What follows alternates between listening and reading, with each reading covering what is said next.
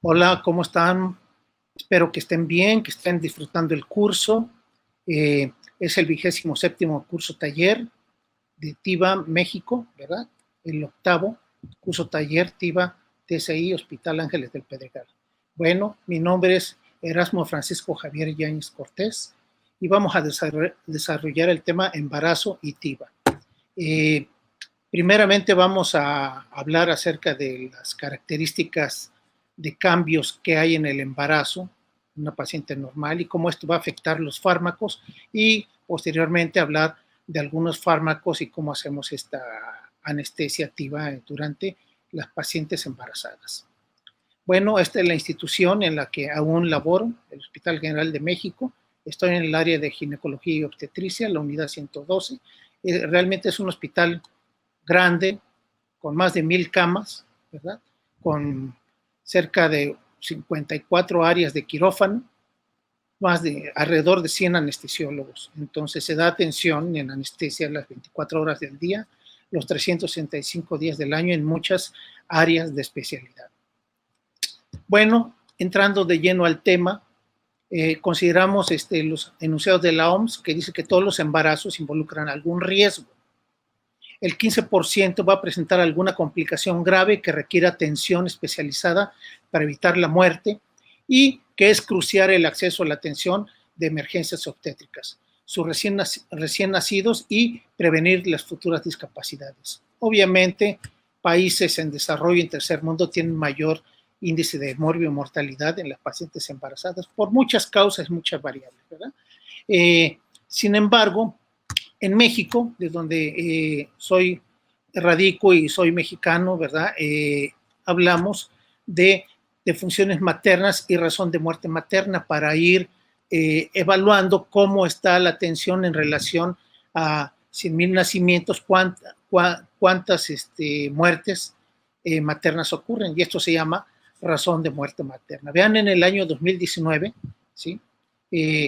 Las principales causas de muerte fueron hemorragia obstétrica, enfermedades hipertensivas del embarazo, edema, proteinuria, ¿sí? Parto hiperpuedio y enfermedad del sistema respiratorio. Y en cuarto lugar estaba aborto en el 2019 con una razón de muerte materna, ¿sí? De 30.1. Veamos en el 2020, en este año, hasta la semana 33, o sea, en agosto, donde la primera causa de muerte materna, en cuanto a razón de muerte materna, es el COVID. Vean, con un porcentaje de 20.6 del total del 100% de las que están clasificadas. En segundo lugar está la hemorragia obstétrica, en tercer lugar la enfermedad hipertensiva y en cuarto lugar probable COVID. O sea, son pacientes que clínicamente tenían una complicación ya pulmonar, ¿verdad? Respiratoria, y que no se diagnosticaron o no se confirmaron por una prueba positiva. Y ya en quinto lugar el aborto. Y vean cómo subió la tasa de la razón de muerte materna a 42.8 en relación a lo anterior, ¿sí? Veamos qué sucedió en el 2019 en cuanto a los grupos de edad, en cuanto a defunciones. Vean cómo la razón de muerte materna iba descendiendo conforme del 2010 hasta el 2019, hasta 30.1. Vean, acá estaban 48.5 y la tendencia era a la baja, con un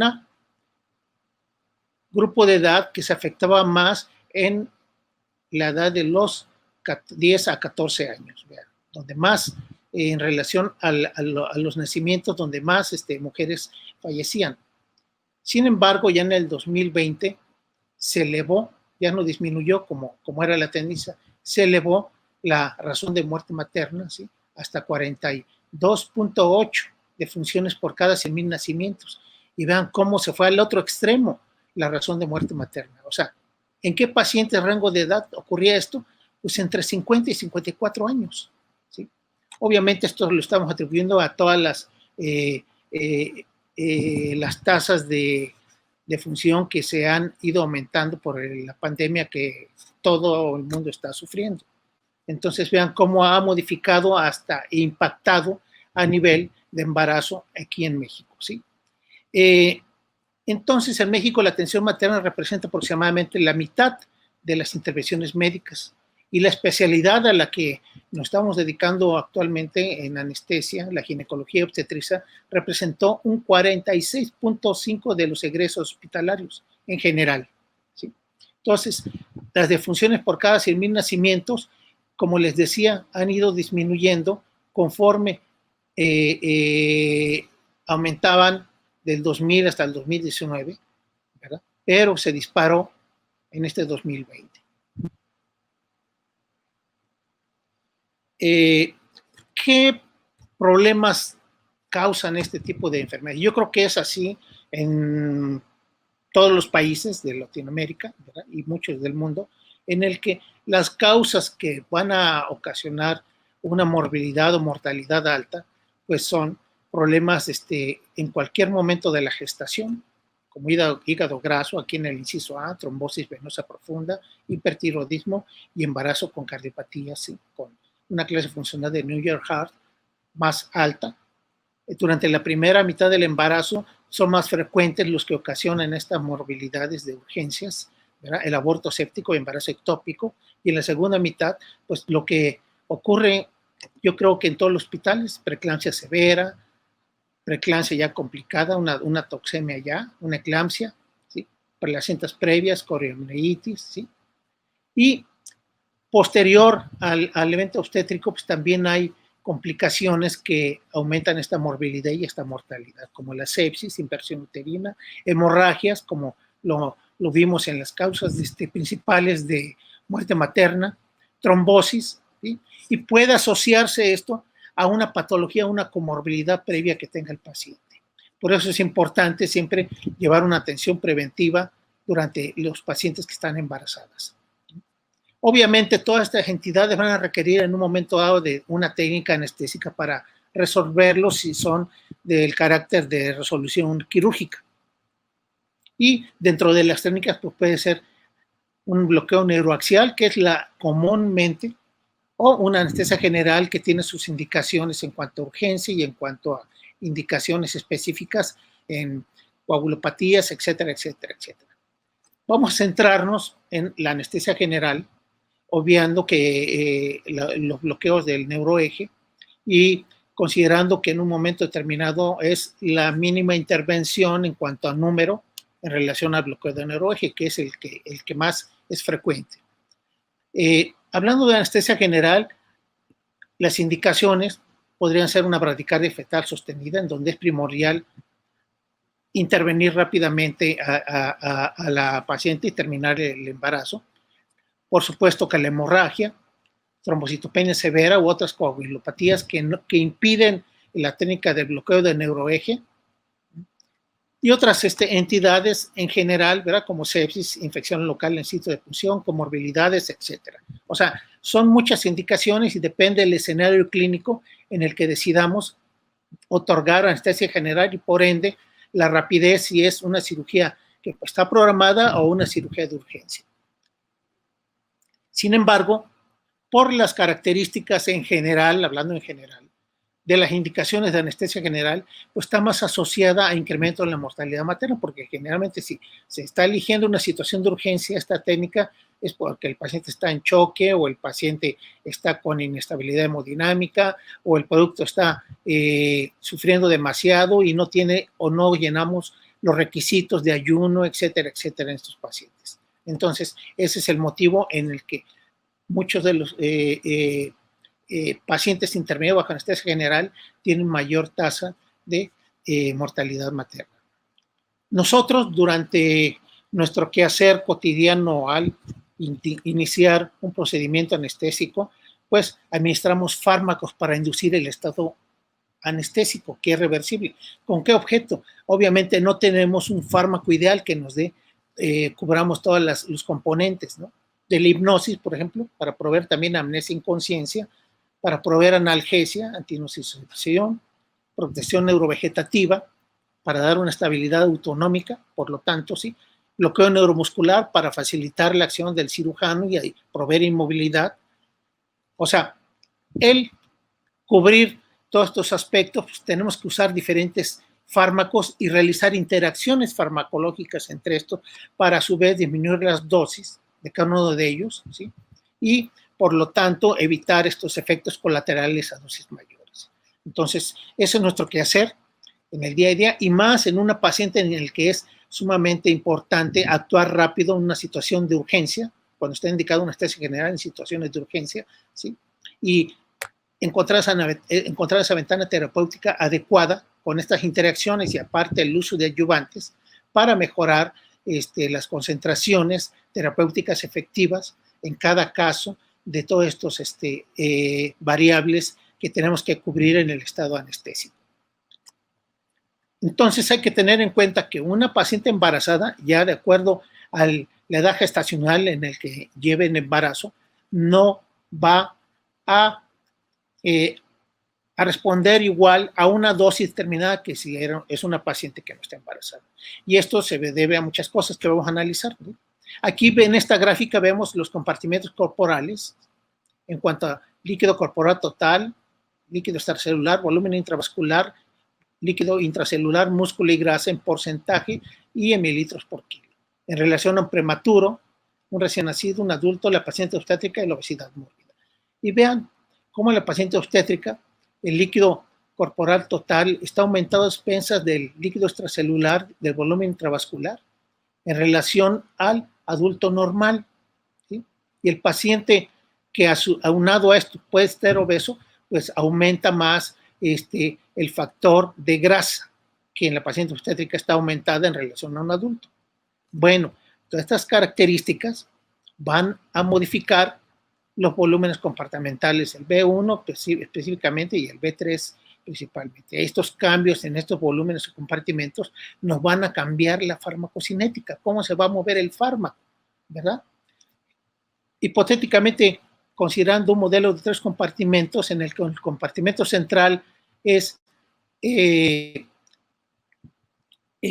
volumen del plasma, donde administramos los fármacos, donde de primera instancia por vía intravenosa vamos a administrar los fármacos y por vía inhalatoria van a pasar a través del alveolo, ¿sí? El volumen 2 es el compartimento periférico rápido como músculo, que están bien irrigados los tejidos. Allí también vamos a considerar el producto, el feto, ¿verdad? Aunque algunos autores dicen que está como si estuviera en el compartimento central. Y el otro compartimento es el compartimento periférico lento, el de grasa, el de menor irrigación. Obviamente con el sitio efector, ¿sí? Estas constantes que hay de transferencia al administrar un fármaco van a ir del compartimento central al volumen 2, al compartimento volumen 3 y al sitio efector en un determinado tiempo según las características específicas de cada fármaco. Estas constantes de transferencia pues se llaman según hacia dónde vayan. K12, K21 de regreso, el que va al compartimento 3 K13, el de regreso K31 y el que va al sitio efector K1E y el que regresa a KE0, que desde el punto de vista farmacológico quiere decir que ya llegó el fármaco al sitio efector y ya está regresando. Bueno, entre que administramos el fármaco y llega al sitio efector, de acuerdo al tipo de fármaco, pues va a ser el pico de efecto máximo del medicamento que estamos utilizando. Y cada fármaco, ya sea hipnótico, analgésico, bloqueante neuromuscular, pues tienen diferentes KE0. Decíamos entonces el producto y el líquido amniótico pueden actuar como compartimentos adicionales para distribución y acumulación de fármacos. Y eso va a depender de qué tanto van a atravesar esta barrera fetoplacentaria. Y obviamente esta transferencia va a estar dada de acuerdo a las características físico-químicas, ¿verdad?, de cada fármaco, de su peso molecular, etcétera, etcétera, pero también de la dosis, qué dosificación dimos, ¿sí? De acuerdo a todo esto, consideramos que el embarazo es un estado complejo con cambios fisiológicos cuyo objetivo es el desarrollo y crecimiento de la placenta y el feto. Estos cambios pueden afectar ya comorbilidades existentes, cardiopatías, neumopatías, problemas inmunológicos, etcétera, etcétera. O pueden resultar o expresarse con alteraciones específicas durante el embarazo. Y obviamente lo que estamos comentando, estos cambios van a modificar en un momento dado la farmacocinética y farmacodinámica. O sea, tenemos que modificar entonces la dosificación para llegar a un efecto. ¿Sí? Hay que conocer todas estas alteraciones que hay en el paciente embarazado normal y las que tienen comorbilidades para ajustar las dosis terapéuticas que nosotros vamos a estar administrando con el fin de otorgar seguridad a la madre y el feto. Esto es no dar concentraciones más allá de lo que necesita el paciente, pero tampoco menos. ¿Sí? Entonces, estos cambios fisiológicos, decíamos, inducen alteraciones profundas en la farmacocinética de muchos medicamentos, o sea, lo que el organismo le hace al fármaco, ¿sí? Como distribución, absorción, metabolismo y excreción y otros, ¿sí? Aquí vemos cómo la frecuencia cardíaca en la edad gestacional a mayor tiempo de edad gestacional va aumentando, ¿sí? Al igual que el volumen sistólico. Esto nos lleva a considerar que estos cambios que va a haber, que lo vamos a analizar más adelante, pues también va a diferir en cuanto sea el primer trimestre, el segundo, el tercero, o el parto y el posparto, ¿sí? Y esto obviamente también va a impactar las propiedades farmacodinámicas durante el embarazo, por los efectos también, los cambios hormonales que hay, etc. Los cambios cardiovasculares que ocurren son incremento del gasto cardíaco desde edades tempranas de la gestación, una meseta a las 16 semanas de gestación permaneciendo elevados, se van elevando gradualmente hasta el posparto, que es donde más se eleva, ¿no? Hay un aumento del volumen de eyección desde las 20 semanas, ¿sí? Aumentando también la frecuencia cardíaca, como habíamos visto, y el volumen plasmático también va a aumentar, o sea, esto va a aumentar entonces el volumen 1 del compartimento, ¿sí? Con el incremento de agua corporal total, como vimos en la gráfica, y los compartimentos tisulares, que a su vez van a aumentar el volumen de distribución para fármacos hidrofílicos, permitiendo bajas concentraciones entonces plasmáticas de algunos de ellos. Estas alteraciones farmacocinéticas, por estos cambios que hay, pueden inducir hipervolemia en la paciente, ¿sí? Hay disminución de la presión coloidosmótica y una anemia dilucional. Hay, como decíamos, aumenta el agua corporal total, el volumen sanguíneo, o sea, la paciente se va a preparar para sangrar, ¿sí? Hay aumento de la presión capilar hidrostática y el volumen de distribución, como habíamos comentado, aumenta para sustancias hidrofílicas. Disminuye las concentraciones séricas de albúmina, o sea, hay más fármaco libre. Y los fármacos que se unen más a proteínas pues van a estar más libres, ¿no? Va a haber mayor fármaco activo. Los cambios en el gasto cardíaco durante el embarazo, vean aquí en el primer trimestre, aquí está el porcentaje en el eje vertical, en porcentaje del gasto cardíaco respecto a la no embarazada. En el primer trimestre vean cómo va aumentando frecuencia cardíaca en blanco y volumen sistólico en rojo. En la labor, ya cómo va aumentando en la latente, activa y el segundo estadio, y en el posparto, que es donde más aumenta, el volumen sistólico y la frecuencia cardíaca en el posparto inmediato, a la hora, después de haber tenido el parto, a los 2 días y a la segunda semana. Entonces vean cómo el aumento es gradual desde el punto de vista comparado con el trabajo de parto y el posparto inmediato en relación al primero, segundo y tercer trimestre. Y durante la labor cómo aumenta muchísimo y en el posparto inmediato también. Entonces, esto es importante porque podemos nosotros estar administrando una anestesia a una paciente embarazada todavía en el primero, segundo, tercer trimestre por causas diferentes al proceso del embarazo, como una colecistitis, una apendicitis, etc. Pero vean cómo durante cuando ya se acerca al nacimiento, pues empieza a aumentar todo esto, ¿no? Aquí tenemos un resumen acerca de los cambios cardiovasculares en el embarazo, ¿sí? En cuanto a gasto cardíaco, volumen de eyección, frecuencia cardíaca, resistencias vasculares, sistémicas y pulmonares, presión capilar en cuña y presión coloidosmótica y la concentración de hemoglobina. O sea, esto es importante conocerlo porque aquí vemos qué modificaciones va a haber en nuestros fármacos que estemos administrando. Respecto a los compartimentos, habíamos hablado de volumen central, volumen 2 y volumen 3, la representación en qué tejidos está y qué representación de estos tejidos lo componen, como el volumen central, sangre y plasma, y los tejidos ricamente vascularizados como cerebro, riñón, corazón, feto, y los previamente vascularizados. Bueno, decíamos que la modificación en el embarazo va a ser que se afecte el volumen de distribución, aparte de otras entidades que pueda tener la paciente, ¿sí?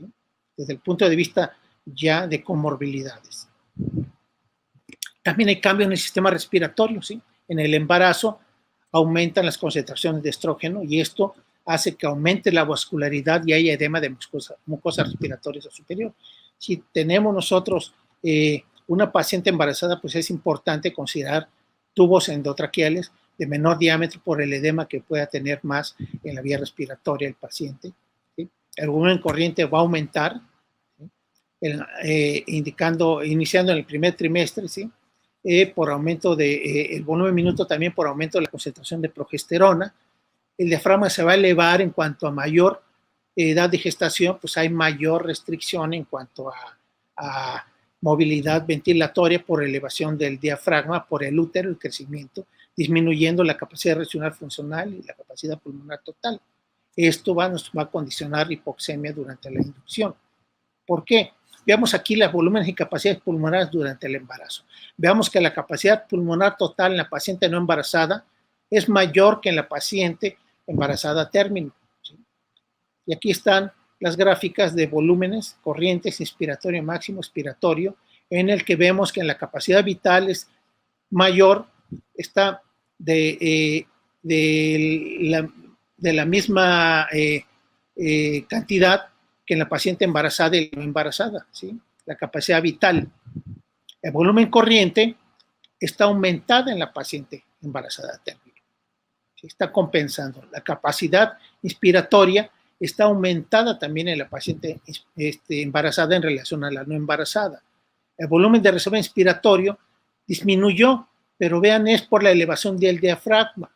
Entonces, esta disminución se debe a que el útero, el crecimiento está restringiendo la ventilación, está disminuido el volumen de reserva respiratoria, el volumen residual igual, está disminuido en relación a la no embarazada, y el volumen de reserva inspiratoria se conserva, y la capacidad residual funcional pues también disminuye.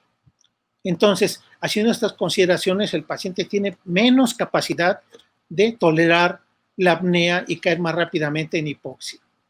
Esto aunado a una compresión aortocava, una disminución del retorno venoso, disminución de gasto cardíaco y al aumento de la saturación de oxígeno que ya tiene por el aumento de metabolismo, pues nos puede dar una apnea más y una hipoxia arterial más rápida en estas pacientes. Tan rápido que a lo mejor, aunque tengamos nosotros una preoxigenación generosa, el paciente se va a desaturar más rápidamente. Entonces, al iniciar una técnica de anestesia general, ya sea balanceada o en este caso que estamos hablando de TIVA, hay que considerar estas situaciones.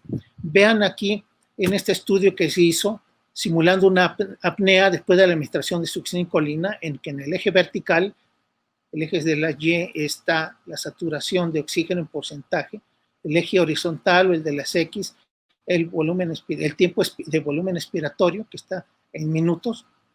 Aquí está 0 y está en apnea total hasta los 10 minutos, ¿se ve? Y aquí el tiempo medio después de una administración hipotética de succinilcolina, cómo se empieza apenas a recuperar en promedio, 10% a las 6-8 minutos, 50% a 8-5 minutos y un 90% a los 10 minutos después de una dosis en general, ¿sí? Veamos qué pasa en un paciente adulto obeso, ¿sí? Con una sola dosis de succinilcolina. Si no logramos ventilarlo fácilmente, el paciente, desde antes de recuperación de la dosis de succinilcolina, va a caer en apnea. Se va a saturar rápidamente un paciente obeso. Un niño normal, pues va a aguantar un poquito más. Un adulto moderadamente enfermo, vean la saturación, ya no satura tan bien porque tiene alguna patología, pero no se alcanza a recuperar si administramos una dosis de succinilcolina a 1 por kilo. Un adulto normal, pues prácticamente puede, en general, tolerar esta dosis y cuando pase el efecto de la succi, pues ya puede en un momento dado ventilar y no desaturarse tan rápidamente. Se puede ir desaturando al minuto 7, 8, ¿verdad? Pero ¿qué ocurre con la embarazada? La paciente embarazada se desatura más rápido. Y si esta paciente embarazada tiene alguna comorbilidad o está obesa, pues fácilmente se va a desaturar. Entonces hay que tener en cuenta estas consideraciones, como teniendo en cuenta que el inicio de la hipoxemia es más temprano, que hay que dar un oxígeno durante 3-5 minutos, ¿sí? Para oxigenar esa disminución de esa capacidad residual funcional que tiene el paciente, para tratar de que no se desature tan rápido, ¿sí? Hay cambios también a nivel del sistema gastrointestinal, ¿sí? Sabemos que el metabolismo también está alterado de los fármacos que vamos a administrar por elevación de hormonas sexuales y cambios en el metabolismo enzimático. Muchos fármacos que se van a metabolizar en hígado por reacciones tipo 1 o tipo 2 van a estar alterados también. Y también hay que considerar que la actividad del citocromo P450 está más aumentada. Hay que ajustar dosis también entonces. Decíamos que desde el punto de vista hormonal, la placenta también lo va a producir, progesterona, va a disminuir la motilidad gastrointestinal con volumen, considerando que puede haber residual volumen de líquido gástrico, porque este aumenta, ¿sí? La misma gastrina secretada por la placenta estimula la secreción de ion hidrógeno y va a ser un pH más ácido, más bajo del líquido gástrico. Aunado esto al trabajo de parto, ansiedad, dolor, hay disminución del vaciamiento gástrico. Luego entonces, pues nosotros tenemos que considerar a la paciente, ¿sí? No sus 8 horas de ayuno o 6, sino más. Hay que considerar que la paciente es un paciente con estómago lleno, independientemente de sus horas de ayuno, y que tiene riesgo de aspiración. Entonces, al iniciar un procedimiento anestésico, en este caso balanceada o TIVA, hay que considerar todo esto. A nivel renal también hay, ¿sí? Modificaciones por las hormonas, progesterona y relaxina, hay dilatación del músculo liso y la paciente tiene más estasis urinaria y infecciones. Es importante que en la evaluación preanestésica, si tenemos tiempo, ver que el paciente también esté libre de infección o detectarla, infección urinaria. El flujo glomerular va a aumentar en las pacientes hasta un 50%. Y si vemos examen de laboratorio durante el preparto, la creatinina la vamos a ver muy baja, pero es por esta situación, ¿sí? El aumento de las tasas de emisión de fármacos que se eliminan por riñón está aumentado y sus vidas medias son menores a las que habitualmente. Esto quiere decir que tenemos que dar las dosis más frecuentemente, ¿sí? Aquí está el ejemplo de algunos fármacos que se acortan sus vidas medias.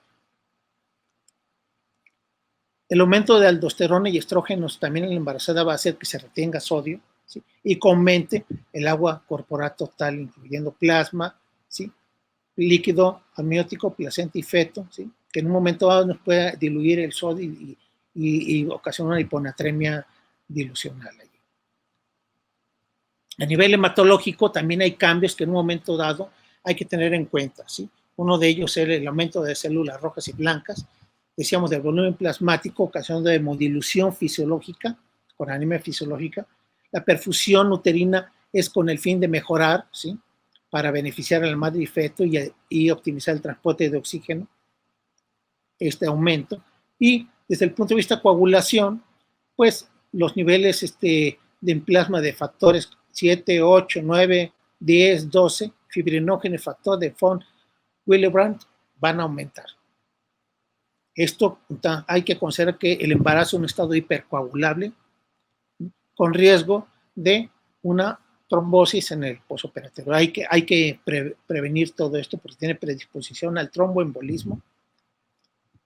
Desde el punto de vista endocrino hay que considerar que estas pacientes generalmente pueden tener hipotiroidismo subclínicos o clínicos. Hay que estar atentos a esto. ¿Por qué? Por estas consideraciones, ¿sí? La glándula tiroides aumenta su función, produciendo más hormonas tiroideas y la concentración de yoduro disminuye para aumentar T4, T3. Y estos pacientes en un momento dado, decíamos, pueden considerarse descartar hipotiroidismo. Esto es importante por también el metabolismo de los fármacos en un momento determinado que vamos a administrar a estos pacientes. Aquí están el resumen de estos cambios fisiológicos en el embarazo sobre el efecto de disposición de fármacos.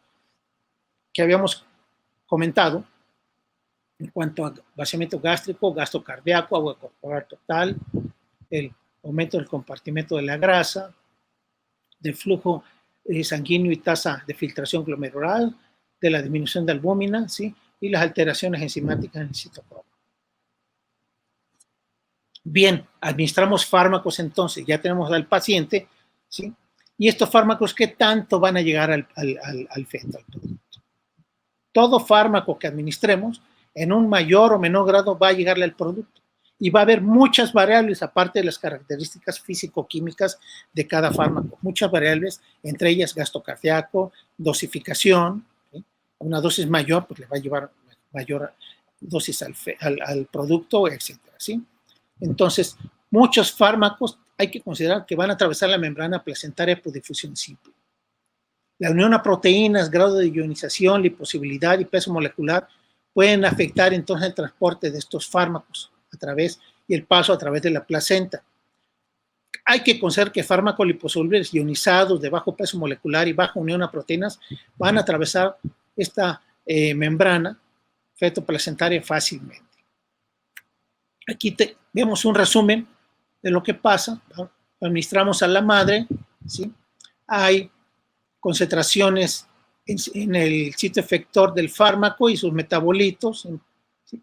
Que en un momento dado se van a metabolizar en el hígado y eliminar en el riñón, pero a su vez en menores concentraciones o mayores de acuerdo a la dosis que administramos y a las características del fármaco, van a atravesar esta membrana fetoplacentaria, van a tener un efecto mayor o menor según el tiempo que tardemos, que tarde el ginecobstetra en el nacimiento, producir el nacimiento por vía quirúrgica. Algunos se van a metabolizar, algunos van a deglutir el producto, etc. O sea, es lo que pasa y de acuerdo a esto, pues va a ser de acuerdo a la dosis y las características de cada fármaco que administramos.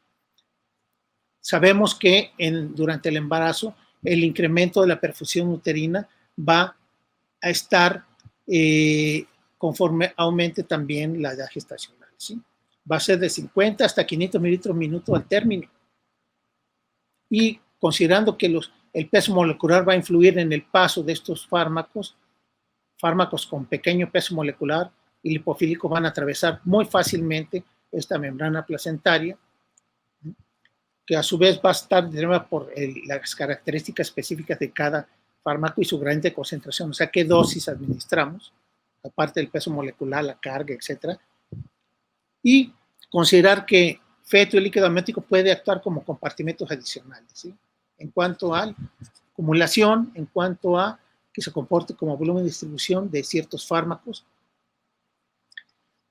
Hay que considerar entonces también los cambios en el estado ácido-base de la madre feto, que en un momento alterarán la transferencia placentaria o realizarán atrapamiento iónico por la acidosis, que puede en un momento dado tener el producto y la mamá. Factores que intervienen en el paso de fármacos a la placenta, decíamos, pueden ser maternos, aquí están las características, del mismo fármaco en sí, placentarios, ¿sí? Para que el fármaco atraviese la placenta, y fetales, en general, ¿sí? Obviamente, de acuerdo a las características del fármaco, pues va a atravesar, llegar al producto y salir. Se miden concentraciones en la vena umbilical del producto, o sea, la que sale ya de allí, del sistema del producto, y en la arteria materna. Y esto va a dar un índice feto materno.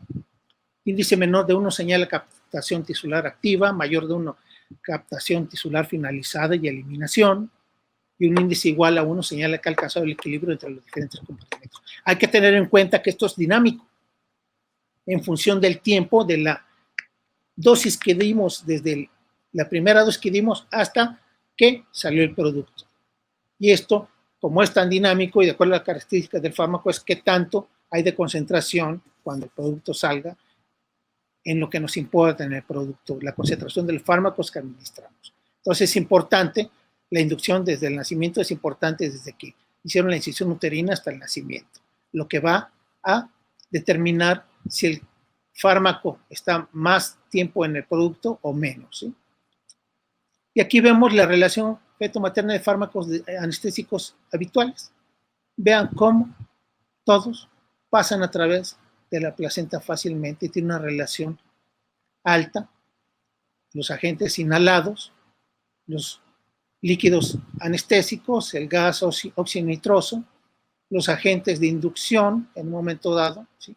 Cómo están cercano a uno, ¿sí? Porque están o más, están captando, ¿sí? Los opioides, de acuerdo a los que ustedes utilicen, como esta relación también es elevada, hay una captación alta, y bloqueantes neuromusculares que es muy baja, vean la relación, vamos a analizar por qué, ¿sí? En relación a todos los demás. Entonces, considerando todos los fármacos que vamos nosotros a administrar, van a atravesar la membrana fetoplacentaria. Excepción, vemos aquí, están una relación feto-materna muy baja de los bloqueantes neuromusculares. Es importante, dentro de todas las variables que hemos estado hablando de los fármacos, también el peso molecular, teniendo en cuenta que la constante de difusión hace que un fármaco con un peso molecular menor a 500 Dalton atraviesa la barrera, la membrana fetoplacentaria fácilmente. De 500 a 1000 Daltons van a pasar lentamente, y más de 1000 Daltons de peso molecular no atraviesan la membrana, ¿sí? La mayoría de los fármacos anestésicos tienen un peso molecular menor a 500 Daltons. Vean aquí, el peso molecular de los inductores, de benzodiazepinas, vean, ketamina, morfina, opioides, anestésicos locales, gases, agentes líquidos volátiles, anestésicos, vean, están muy bajos, atraviesan fácilmente, y bloqueantes neuromusculares, están arriba de 500 Daltons, todo, y algunos hasta más de 1000. Entonces, considerando esto, nos podemos dar una idea de que todos los fármacos anestésicos que vamos a utilizar van a atravesar esta membrana y van a llegarle al feto, a excepción de bloqueantes neuromusculares. Bueno, considerando el escenario para anestesia general, dar a una paciente, bueno, pues tenemos la opción de anestesia general balanceada con agentes inhalados o una técnica con anestésicos endovenosos. ¿Cuál? Pues va a depender muchas veces de las características en cuanto a equipo que tengan, de la experiencia que tengan, ¿verdad? Y en un momento dado hasta determinar qué es lo que beneficios puede uno obtener tanto con una técnica como en otra. Vemos que con las técnicas inhaladas, uno de los problemas más frecuentes es la contaminación, la polución. Ven aquí sevoflurano, óxido nitroso, ¿sí? Cuando hay materiales de evacuación y cuando no hay, para evacuar esto, pues siempre hay concentraciones más allá, en partes por millón de recomendado, ¿sí? En cuanto a los fármacos inhalados. ¿Qué es lo que quiere decir esto? Que aparte de estarle dando el agente inhalado al paciente, pues también lo estamos respirando todos. Es una de las desventajas en cuanto a estas técnicas. En cuanto a los agentes inhalados, pues ya sabemos que van a actuar principalmente también, aparte de producir hipnosis a nivel del útero, con concentraciones alveolares más allá de 0.5, 0.8 MAC, pues van a condicionar una atonía uterina y que no se contraiga más y mayor sangrado. Esa es una de las desventajas, ¿verdad? Y la desventaja en cuanto a los agentes endovenosos, pues no van a producir estos sangrados y estas atonías uterinas que pueden en un momento dado haber. ¿Sí? Hablando de técnicas anestésicas intravenosas en la paciente embarazada por una técnica de anestesia general en cesárea, tener en cuenta lo que habíamos dicho en cuanto a broncoaspiración, riesgos, tener en cuenta que el propofol como agente inductor de mantenimiento puede ser un estándar, ¿sí? En pacientes que no tengan compromiso y en las que lo tengan, considerar hacer interacciones farmacológicas para disminuir sus concentraciones y evitar estas alteraciones de hipotensión, ¿sí? Teniendo en cuenta siempre a la mano, no sé, en su hospital qué es lo que lleven en cuanto a vasopresores, ¿sí? Fenilefrina, efedrina. Nosotros usamos norepinefrina en perfusión, bajas por el hecho de que en México hay un momento en que hubo escasez de efedrina y fenilefrina, pues ni se diga, ¿verdad? En cuanto a opioides, podemos nosotros utilizar remifentanilo, porque desde el punto de vista predictibilidad y manejo, es más predecible esto, se puede controlar más fácilmente las concentraciones, una forma mucho más rápida, ¿sí? Por estas fluctuaciones hemodinámicas que puede tener un paciente con mal estado general o sangrando. Obviamente que está en la ventana de los dudas si es o no adecuado una maniobra de Selig, ¿sí? Para oprimir el cricoides, ¿sí? En una secuencia de intubación rápida. Todos estos pacientes deben de manejarse con secuencia de intubación rápida en anestesia general. Y hay que considerar el despertar transanestésico, que puede ser un problema con algunas técnicas o al no darse cuenta, ¿sí? En cuanto a esto. ¿Y qué es lo que ocurre? Cuando hacemos una inducción de secuencia rápida, muchos anestesiólogos omiten administración de opioides durante la inducción. Esto no lo van a administrar hasta que pinzan el cordón, y esto es un riesgo. Si tardan todo eso y no administran opioides, el paciente tiene riesgo de despertar, independientemente que le abran a la gente inhalado o inicie una tasa de perfusión, hay más riesgo de esto, ¿sí? ¿Por qué? Porque el paciente se va a mover por dolor. Recuerden que los hipnóticos que utilizamos, ya sea propofol como inductor o mantenimiento, agentes inhalados a estas concentraciones menores, pues no tienen un efecto analgésico como tal. El usar dosis bajas de inductor para evitar este tipo de inestabilidad hemodinámica puede hacer que a su vez dure menos el estado de hipnosis y el paciente se despierte. El usar bloqueantes neuromusculares se ha considerado también como un factor de que el paciente no nos demos cuenta que se está moviendo y que esté consciente en un momento determinado, ¿sí? El prolongarse por una vía aérea difícil para abordar la vía respiratoria también puede ser un factor de riesgo, la obesidad, ¿sí? Y el periodo breve entre inducción e inicio de cirugía, que todavía no alcanzamos concentraciones adecuadas de los agentes volátiles, en el caso de anestesia balanceada, o del inductor junto con el mantenimiento, ¿sí? Y la distracción.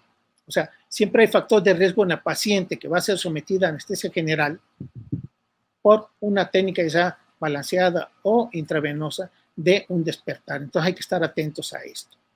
Hablando de inductores, veremos propofol. ¿Qué es necesario saber? Pues obviamente hay que conocer los rangos farmacocinéticos en los que se mueven estos fármacos, ¿sí?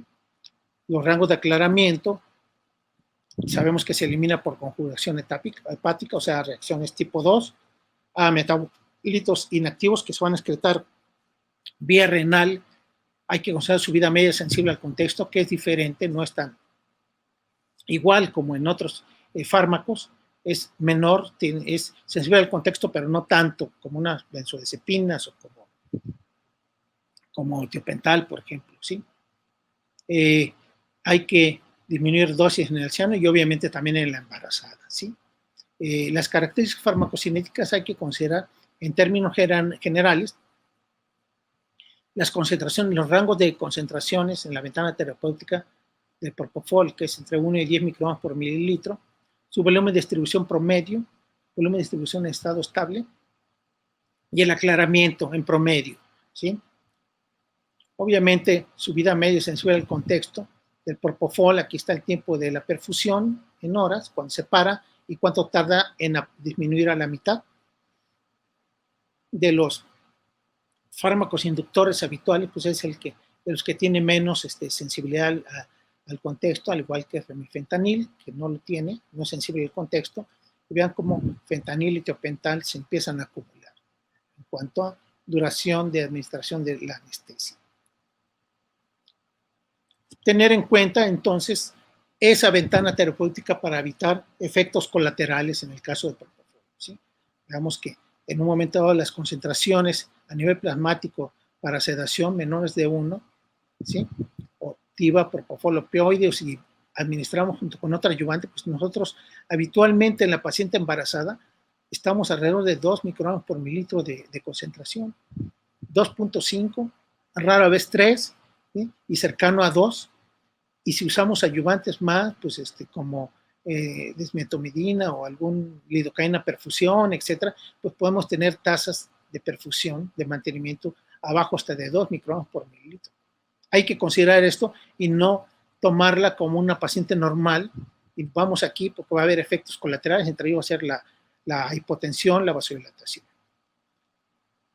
Tener en cuenta, ¿sí?, estas concentraciones de propofol como un bolo y un mantenimiento. En este caso estamos muy altos, una paciente normal 4, decíamos, pacientes embarazadas entre 2 y 3 promedio, ¿sí?, cuando paramos la perfusión, ¿sí?, para encontrar una concentración. Aquí en este ejemplo vamos más altos y cómo paramos la perfusión, una concentración más baja y cómo paramos la perfusión, cómo las dosis y en un momento dado el tiempo que la perfundimos, pues va a incidir también en los tiempos de despertar del paciente.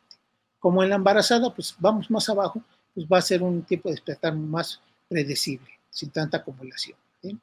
El posible en general retorno de conciencia es abajo de los 2 microgramos, pero como ya saben, no hay pacientes iguales y siempre hay que estar atentos a esto. Y más si hacemos interacciones de farmacología, pues podemos bajarnos aquí. Aquí estamos hablando de propofol solo. Tener en cuenta entonces el tiempo aproximado de despertar en relación a la vida media sensible al contexto del fármaco, ¿sí?, que estos rangos entonces pueden variar de acuerdo a la duración de perfusión y dosis que administremos. Obviamente, en pacientes diferentes en cuanto a adulto normal, un adulto con mayor peso o un adulto mayor o en la embarazada, que estaría también aquí. Vean acá está en el eje de las X, el horizontal, la duración de la perfusión en minutos, y el de la Y, el tiempo en minutos para que baje la concentración a la mitad. En los pacientes normales, adultos de alto peso, como 110 kilos, un adulto delgado, un adulto promedio, pues se comporta parecido el propofol. En los niños puede haber un poquito más de acumulación. En el adulto, en el niño se considera que actúa igual, ¿sí?, se comporta igual que en los adultos de un sobrepeso, un adulto delgado o un adulto con 70 kilos. Y un adulto mayor, sí se sale de la tangente, hay un poco más de acumulación. En la embarazada, lo que hay que hacer es ir titulando, escalonando las dosis hasta encontrar el efecto terapéutico y mantenerlo, de acuerdo a su sensibilidad, a todas las características que hablamos, independientemente de las dosificaciones objetivo que tenemos en mente. Otro de los inductores que en México ya no lo utilizamos es el tiopental, ¿sí? Obviamente, para alcanzar una concentración efectiva para hipnosis, pues son concentraciones bajas, terapéuticas, pero ya para que el paciente tenga supresión de actividad electroencefalográfica o que no responda a la laringoscopía o la intubación, se necesitan dosis mayores. ¿Por qué? Tiopental no es analgésico, por eso yo reiteradamente les digo, hay que analgesiar también al paciente para evitar esta respuesta simpática a la intubación, a la laringoscopía y a la incisión, ¿sí? Si utilizamos el único tiopental y estas dosis, pues el paciente va a tener dolor y va a tener esta respuesta simpática aumentada. Y más si es un paciente inestable, peor tantito, ¿verdad? Puede tener taquicardia, puede tener hipertensión severa, etc. Entonces, el uso de tiopental se ha sugerido recientemente como un factor de riesgo de despertar transoperatorio, también tiene efectos antianalgésicos. Entonces, hay que asociar, si se llega a usar tiopental como inductor, pues asociarlo con un opioide para inhibir esta respuesta al dolor. Pero considerando estos dos fármacos, propofol a dosis de 2.5 para inducción, ¿sí?, deprime más el producto que el tiopental y causa una reducción en la presión sanguínea materna. Teniendo en cuenta esto, hay que ir titulándolo y de acuerdo a las dosis de otros fármacos, de estas interacciones que estamos haciendo, asociando con opioides, pues vamos a bajar esta dosis hasta encontrar la hipnosis adecuada para que el paciente no esté consciente. El propofol reduce la respuesta cardiovascular a la de laringoscopia e intubación, contrario a lo del tiopental. Decíamos que esto tiene este efecto hiperalgésico, el tiopental. Hay una evidencia razonable para apoyar el uso de propofol como agente de inducción estándar en anestesia general en operación cesárea en pacientes sin compromiso hemodinámico. Con compromiso hemodinámico podemos asociar otros fármacos también, hacer interacciones para evitar en lo más posible estas alteraciones en cuanto a respuesta cardiovascular, ¿verdad? En cuanto a opioides, decíamos que históricamente solo se administraban después de pinzar el cordón, pero esto nos daba en un momento dado, ¿sí?, alteraciones en cuanto a la respuesta simpática, ¿sí?, a la manipulación de la vía respiratoria con hipertensión, taquicardia y esto. Entonces, hay que proteger todo esto administrando opioides desde antes. La omisión de estos fármacos es un factor de riesgo también, aparte del despertar intraoperatorio, de tener alguna complicación y más en pacientes inestables, ¿no? Aquí tenemos diferentes opioides, ¿sí?, su concentración después de una dosis en bolo y su concentración máxima en sitio efector. Y vean cómo fentanil tarda hasta cerca de 4 minutos en alcanzar la concentración máxima, ¿sí? Al fentanil, 4 minutos. Aquí tenemos sufentanil hasta cerca de 6 minutos para su concentración máxima. Y remifentanilo en 1.2 minutos va a alcanzar el receptor. Entonces, desde el punto de vista de un mejor manejo, más predecible, pues el remifentanil es el que se lleva a los demás opioides. De la misma manera, su vida media sensible al contexto, ejes de las X, están la duración de la perfusión en minutos, X de la Y o el vertical, la vida media sensible al contexto en minutos. Vean cómo fentanil es el menos apto para perfundir, se empieza a acumular mucho. Al fentanil no tanto, su fentanil entre más tiempo, más acumulación, pero remifentanilo, independientemente de la duración de la perfusión, no se va a acumular. O sea, de todos estos, el que tiene un perfil farmacocinético más predecible será remifentanil. Y en la paciente obstétrica puede usarse como ayudante IV en anestesia epidural. Esto no lo he hecho. Obviamente está contraindicado administrarlo por el neuroeje, por su vehículo que tiene. Se usa como coadyuvante en anestesia general con función cardíaca comprometida o con pacientes hemodinámicamente inestables. Es más fácil controlarlo, subir, bajar dosis titular es mucho más fácil que con su fentanil o con fentanil. También se ha usado como analgesia controlada por paciente en bolos. Obviamente nosotros no lo hemos hecho, hay que estar pegados y estar allí con el paciente para en un momento dado ir administrando el fármaco de acuerdo a esto para disminuir los dolores. Lo más frecuente es bloqueo neuroaxial, bloqueo epidural, ¿verdad? Vean desde el punto de vista de efecto a nivel de neonatos, ¿sí?, en cuanto a transferencia placentaria y efectos en la madre y el neonato, vemos que no hubo efectos adversos en neonatos. En las madres hubo efectos de sedación y depresión respiratoria en algunas. El remifentanilo sí atraviesa la barrera de la placenta, pero es rápidamente distribuido y metabolizado por colinesterasa a nivel placentario y ya a nivel del producto. Y tener en cuenta que la concentración que está en la madre va a llegar mucho menor al producto, teniendo valores de score Apgar al minuto, 5 minutos 10 adecuados al administrar remifentanil como opioide en el trans anestésico. Entonces vemos que en este caso es rápidamente metabolizado y distribuido. Aproximadamente la concentración fetal es la mitad de la concentración que se alcanza en la mamá. Y tener en cuenta que su vida media es muy corta, 5, 8 minutos y desaparece, ¿sí? En un momento dado, como decíamos, puede ocurrir sedación materna y cambio en la respiración, pero haga los 5 minutos fueron mayores de 7 en todos los neonatos y no hubo efectos colaterales maternos o fetales. Obviamente hay que estar atentos, ¿sí?, en cuanto a que haya un neonatólogo para reanimar al paciente y si en un momento dado pues, se le puede apoyar con la ventilación en poco tiempo y va a recuperarse. Vean en este otro artículo, se dio inducción 1 miligramo por kilo de propofol, 1 microgramo kilo de remifentanil y se mantuvo en perfusión a 3 microgramos kilo hora, o sea, 50 microgramos kilo minuto de propofol, ¿sí? Y 7 microgramos kilo hora, o sea, 116 microgramos kilo minuto de remifentanilo. Y vean las calificaciones en el grupo control y en el grupo con remifentanilo de Akbar fueron adecuadas. Obviamente aquí hay que tener en cuenta cuál es la causa, ¿sí?, de indicación de una cesárea urgente, si es urgente, y en un momento dado de la anestesia general. Porque si el producto ya está mal, pues va a salir mal en cuanto a reanimación, pero no tanto por los efectos anestésicos, sino ya estaba mal, ¿sí?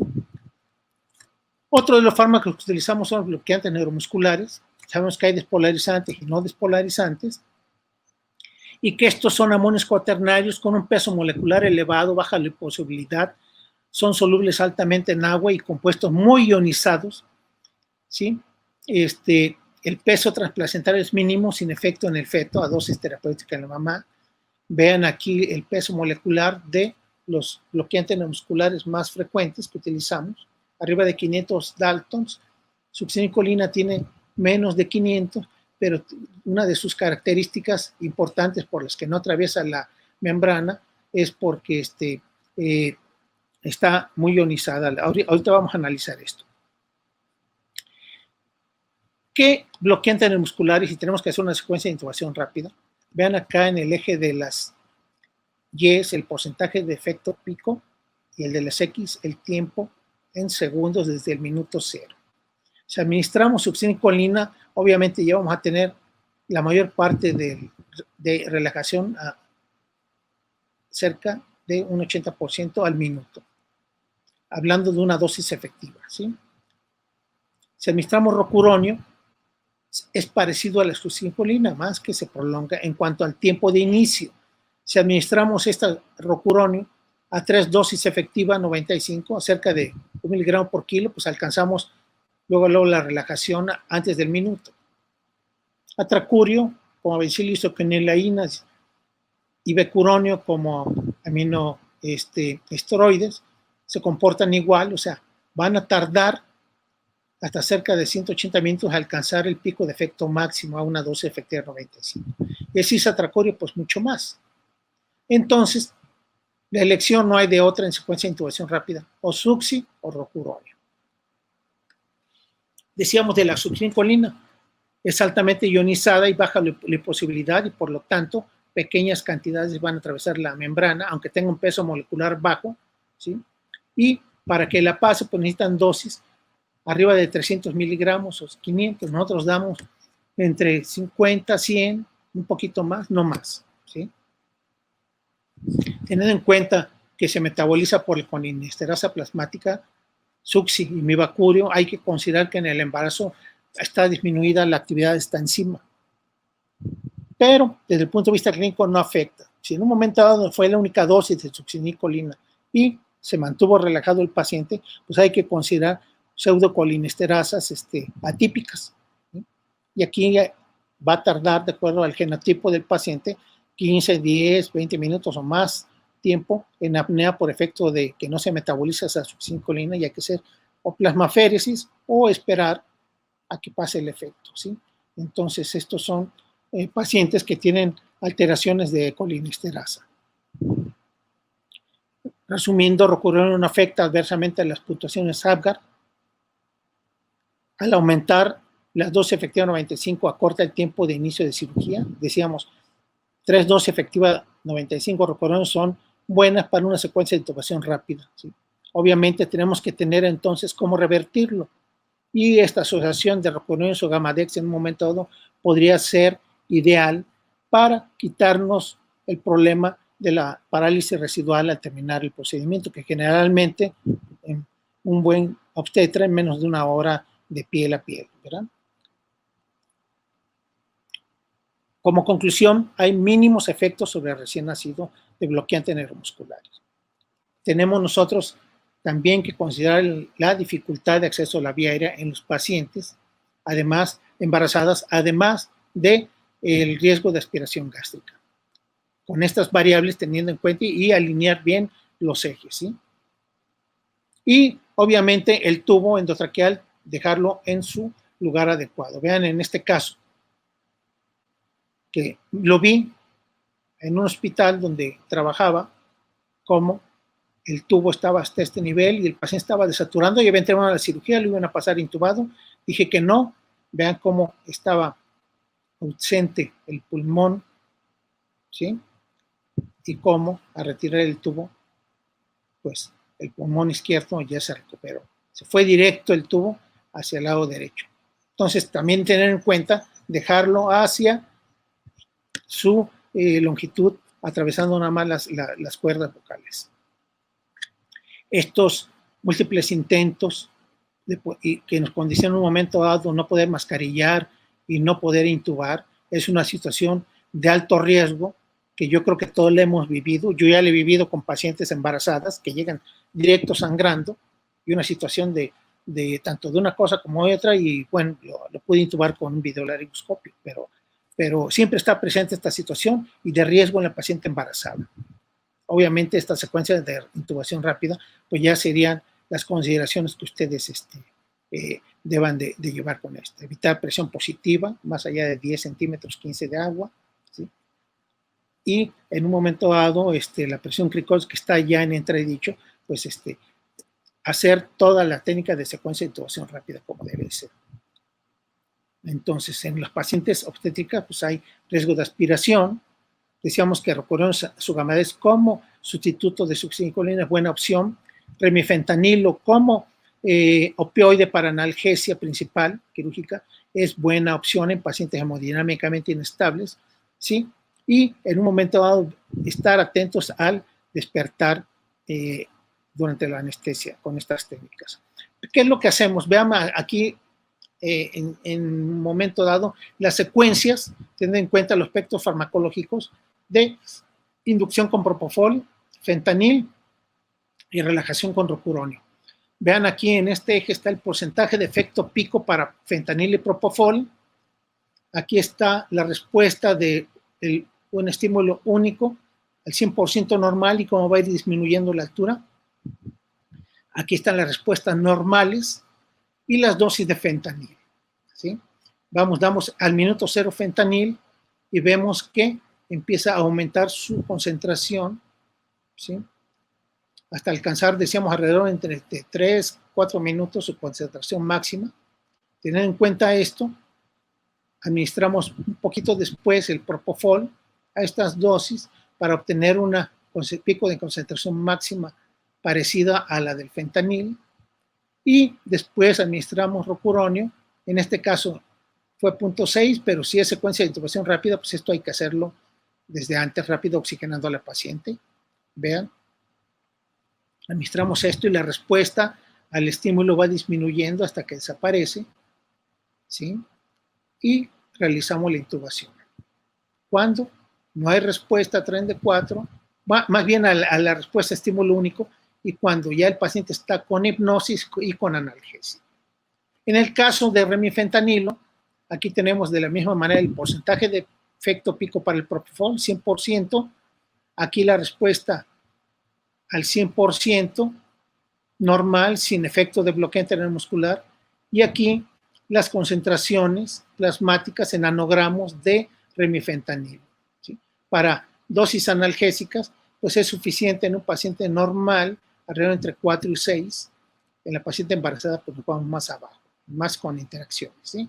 Entonces, veamos, damos una perfusión de remifentanil poco a poco. Aquí está a 0.5, haciendo perfusión manual, no haciendo TCI, ¿verdad? Podemos utilizar TCI, pero aquí en este manual vamos empezando la perfusión y va aumentando las concentraciones más allá del efecto que nosotros tenemos analgésico. Damos la dosis de propofol para que su pico de efecto máximo coincida con el efecto analgésico, ya concentraciones analgésicas de remifentanilo. Damos el bloqueo intermuscular para que su acción, que ya no hay respuesta, coincida con las concentraciones analgésicas de remifentanilo y el pico de efecto máximo de propofol, y se puede realizar la intubación sin que el paciente se mueva, le duela o despierte. Obviamente, estas dosis las vamos a disminuir en la paciente embarazada y vamos a iniciar nuestras tasas de perfusión, ¿sí? Con el mantenimiento de, en este caso, remifentanil o fentanil y la perfusión también del hipnótico del propofol. Podemos usar algún adyuvante, pues, habitualmente a veces perfundimos lidocaína también, perfundimos a veces alfa-2 agonistas como desmedetomidina, de acuerdo a la situación y al estado de urgencia y los bombas de perfusión que contemos en ese momento, pero al final de cuentas obtenemos beneficios, ¿sí? No estarnos contaminando y evitar esa atonía uterina por el efecto de los agentes inhalados. Nuestra seguridad es, como es predecible en la anestesia endovenosa, pues a la paciente terminar el procedimiento en forma segura, que el paciente no tenga dolor, ¿verdad? Que nos haga caso, que no le moleste el tubo y hasta que un momento hasta ella se decanule.